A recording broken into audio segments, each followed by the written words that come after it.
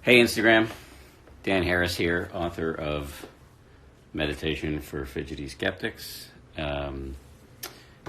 Beaming at you from my son's room, and our cat Toby's here chilling. Not a big meditator, but pretty calm guy. I hope everybody's doing well on this lockdown. I know it's an incredibly scary time. We've got a combination of health concerns and also financial concerns, and the social isolation is really, really tough on a lot of people. So I just want to acknowledge this is a really hard time, and to send my best wishes. Might be worth talking a little bit before I take your questions about how meditation can help right now. I think there are two big benefits, maybe three. So Toby's going to be interrupting repeatedly throughout this. Hope you're cool with that. I would say three big benefits. One is meditation can, and I'll talk in a minute about exactly what meditation is, but meditation can provide you with a sense of calm. It's like, I was talking to a specialist in anxiety the other day, and she described meditation kind of being like pressing Control Alt Delete for your brain and your mind, where there's so much forward momentum with anxiety right now, and we need a way to kind of have a circuit breaker. And meditation, where you kind of just tune into the feeling of your breath coming in and going out, can give you a sense of calm. I don't want to oversell that, because meditation is not going to make all of your problems go away or magically transport you into sort of a Calgon bubble bath, but it does increase your calm quotient. The second thing I would say about meditation right now, in terms of its utility at this moment in human history and germ history as well, is that it can boost our focus. Many of us are stuck at home, working from home, and we're just surrounded by distractions. First of all, anxiety, the ambient anxiety and stress just short circuits your brain's ability to focus. But second of all, when you're working from home, you're just surrounded by distractions. I've got a 5-year-old in the house. I also have faces like this peering up at me all the time, asking for attention when I should be doing my work. And then there are the chores to do and the siren call of Netflix. So it's really hard to pay attention. And then there's all the stuff that's there when I'm at the office, the emails, the Twitter, the Slack. It's hard to pay attention at baseline these days, but add in the working from home and the anxiety we're all feeling, and it can be really, really hard to pay attention. So having the ability to focus is key. And meditation, where again, for most beginning forms of meditation, you're just sitting quietly with your eyes closed, trying to feel the feelings of your breath coming in and going out, and then every time you get distracted, start again and again and again, 1,000,000 times, because you're going to get distracted 1,000,000 times. That is like a bicep curl for your brain, and it literally changes the part of the brain that's in this area that's associated with attention regulation. And so the ability to notice your distraction and to start again and again and again is incredibly helpful when it comes to this ability we all crave, which is to pay attention and to stay on task. Third benefit of meditation, and there are many, but just this is a third that comes to mind as we have this chat, is emotional reactivity. The word that often gets tossed around these days is mindfulness. It's become sort of a buzzword, and my fear is that people often use this word without really knowing what they're talking about.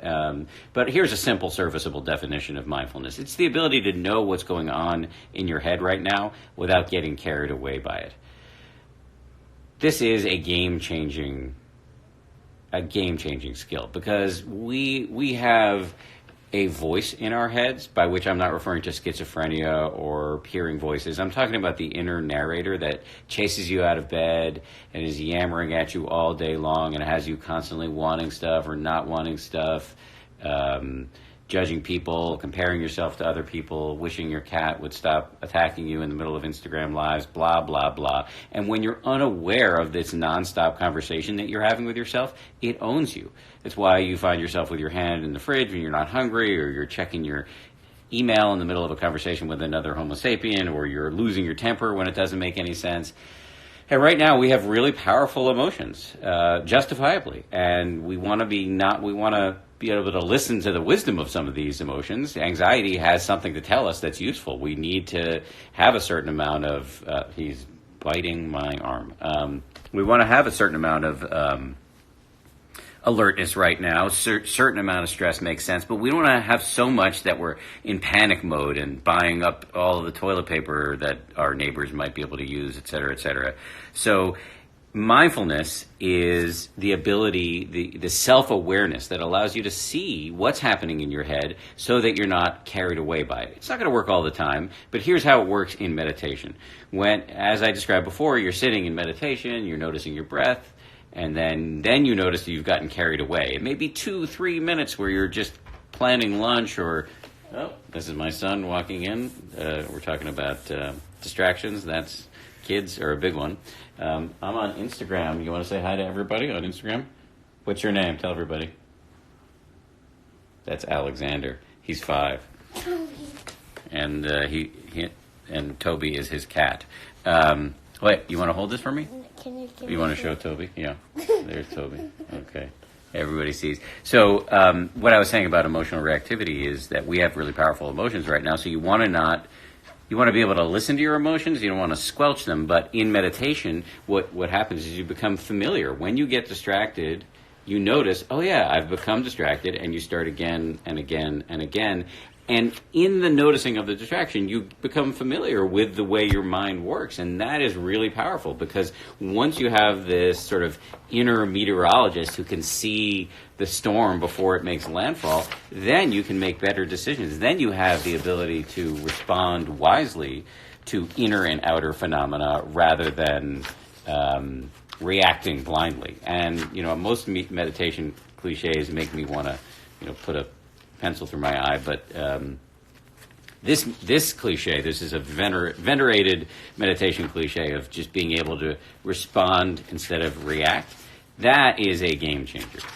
All right, I'm just going to quickly welcome anybody who's just joined. My name is Dan Harris. I wrote this book right here called Meditation for Fidgety Skeptics, and I'm doing a little lunch and learn with all you guys out there to talk about how mindfulness can be useful at this crazy moment in history. Let's see if there are any questions I can take. Somebody just said they love the idea of a inner meteorologist. It's really actually a useful metaphor. Here's a question. Do you ever pop up at 2 a.m. because your mind has had time to process a bunch of information that was bouncing around your brain? Maybe that day, maybe from a year ago. Absolutely. The mind's a funny thing. Our subconscious works in really interesting ways, and it's entirely possible. I mean, in my experience, I do wake up at 2 in the morning with, either because I'm anxious or because some random thought has occurred to me, and that's just an example of how the mind is a really funny system, and meditation really helps you get more familiar with it, to work with it, so that it's not owning you all the time. And I wanted to say something about this. It is. We've talked a lot about the contagion of panic, and that's what we're seeing at the supermarkets, et cetera, et cetera. But calm is contagious too. And if you can be the calmest person in your family, in your office, well, hopefully you're not at the office, but in your virtual office, that can spread through, can ripple through your community in ways that are really, really useful. All right, so here I just saw a question here from Lee Ariane. Hey, Lee, I hope I'm getting that right. And the question is, what is the optimal amount of time to meditate per day? So I would say Oh, from what I've been talking to neuroscientists about this for a while, because everybody wants to know what's the least amount of time I can meditate and still get all of the advertised benefits.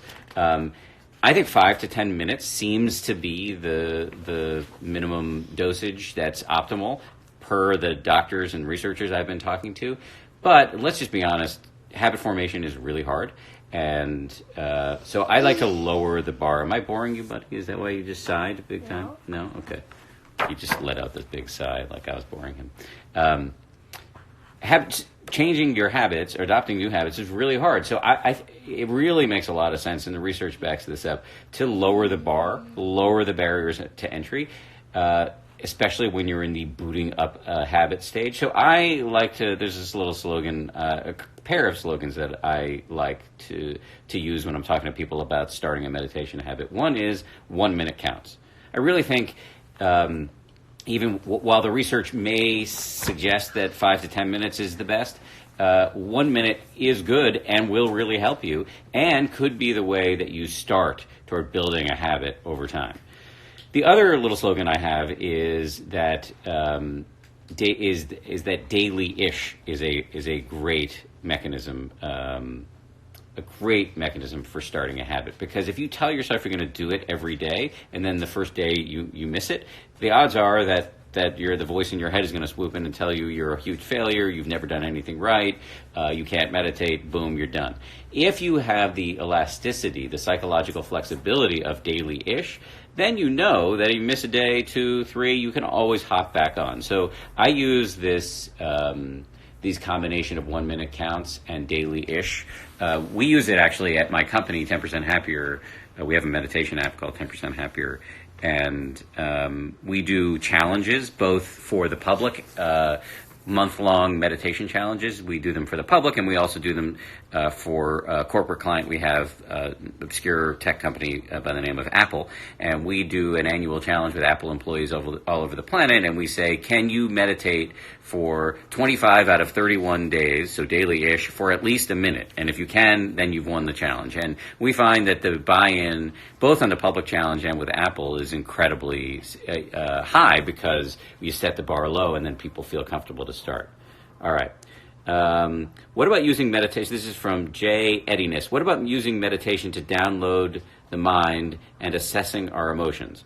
I think that's exactly right. I don't know what downloading the mind means per se, but assessing and getting familiar with and understanding the fact that you have emotions, even if you're a sort of not overtly and outwardly emotional person. I'm not, but we all have them. They're running in our minds and through our bodies all the time.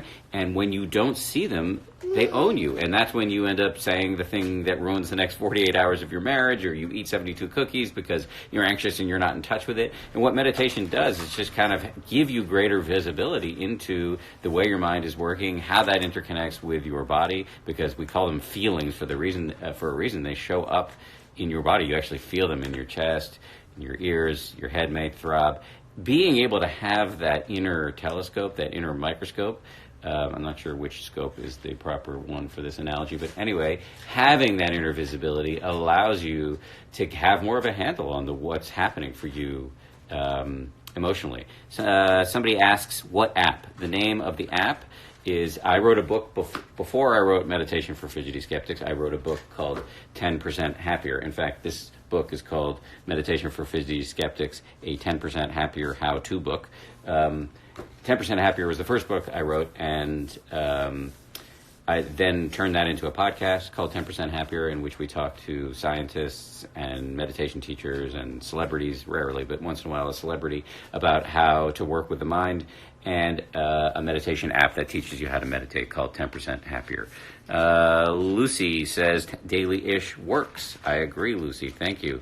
Someone says hello from Singapore. Hello from Singapore. From me and Alexander and Toby. What got into meditation, and what did you notice about the benefits of meditation? Brandy asks, I think she asked, what got me into meditation? What did I notice about the benefits? So the story of how I got into meditation is incredibly embarrassing, actually. I had a panic attack on national television on a little show that we do. One of my jobs is I'm an anchorman at ABC News, and I was anchoring the news updates on Good Morning America many years ago, and I had a panic attack. And I later found out that that was likely caused by the fact that I had gone off to war zones without really thinking about the psychological consequences after 9/11, had come home, gotten depressed, and then self-medicated. And that, according to my doctor, changed my brain chemistry and made it more likely for me to have a panic attack. And so after I had that very embarrassing experience, that kind of set me off on this weird and windy path that ultimately landed me on meditation. And it's made a big difference in my life. At the beginning of this live stream, I was talking about some of the benefits of meditation when I've seen them in my own life. A greater sense of calm, boosted focus, and the most important one is a sense of self-awareness, otherwise known as mindfulness, that allows me to have a greater sense of what's happening in my own mind and body so that I'm not yanked around by it all the time. And that can have a huge difference in how you show up in the world as a parent, as a pet owner, as a husband, as a boss, as a colleague, and a friend. And that has really, really helped me a ton.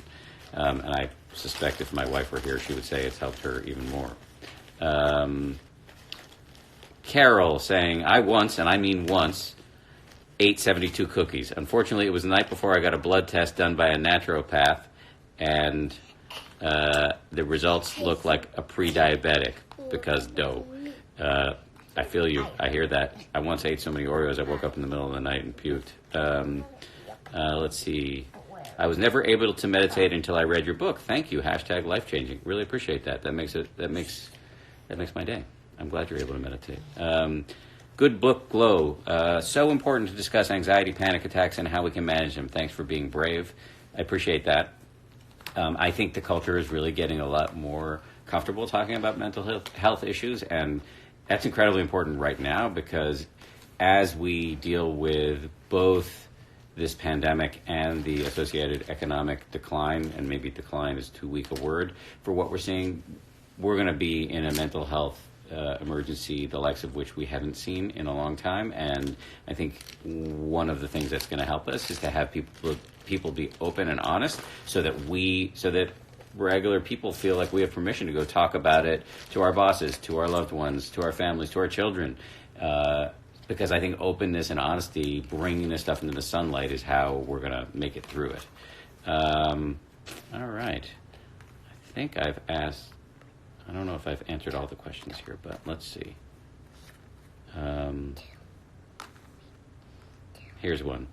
Kieran, living with family is toxic, especially if you don't want to be there. What type of meditation is good to step away from your intense emotions?